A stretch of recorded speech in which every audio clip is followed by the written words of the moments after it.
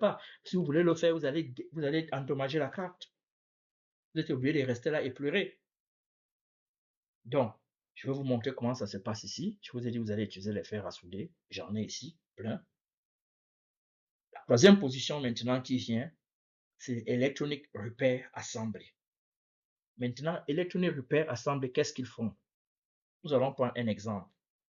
Tout le temps, quand vous allez dans les supermarchés, quand vous achetez un appareil dans un supermarché, prenons peut-être le cas d'une télé, et on vous dit que, on vous demande si vous voulez souscrire une garantie. Vous dites oui. Si votre télé à la maison, après 1 an, tombe ou bien après 6 mois, tombe en panne, vous appelez le numéro qu'on vous a donné. Ça va à la maison de fabrication de télé où on doit normalement la dépanner. Quand ça arrive là-bas, ça va chez l'Electronic Repair Assembly. C'est l'Electronic Repair Assembly qui reçoit la pièce, qui reçoit la télé, qui ouvre la télé. Et dans une télé, il peut avoir 5 ou 6 cartes électroniques comme ça.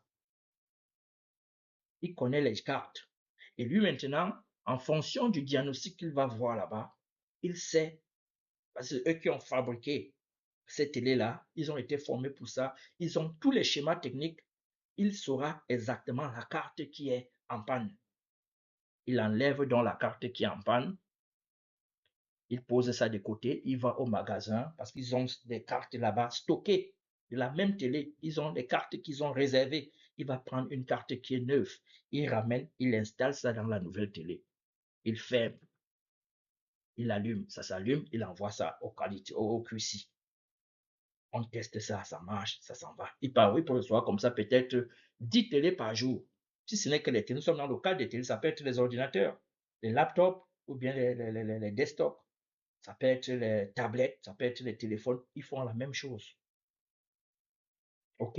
Lui, maintenant, celui qui assemble, il assemble une carte qu'il a détectée en panne dans la télé. Il ferme la télé, il envoie ça au QC, on contrôle et on expédie ça au client. Lui, c'est ça, ce sont son rôle. Il doit aussi connaître la soudure électronique, mais il n'est pas obligé de connaître la soudure électronique parce qu'il n'est pas là pour souder. Des fois, on lui demande de connaître aussi de souder. Maintenant, il y a la deuxième position qui s'appelle maintenant Electronic Repair 1. Voilà. C'est-à-dire la carte que l'Electronic Assembly a détectée dans la télé qui était en panne. Celle qui était en panne. Il la prend, il l'envoie maintenant à celui-ci qu'on appelle Electronic Repair 1. Parce que là-bas, si une télé a peut-être 5 cartes, chaque technicien est spécialisé dans certaines cartes. Si cette carte-ci est la carte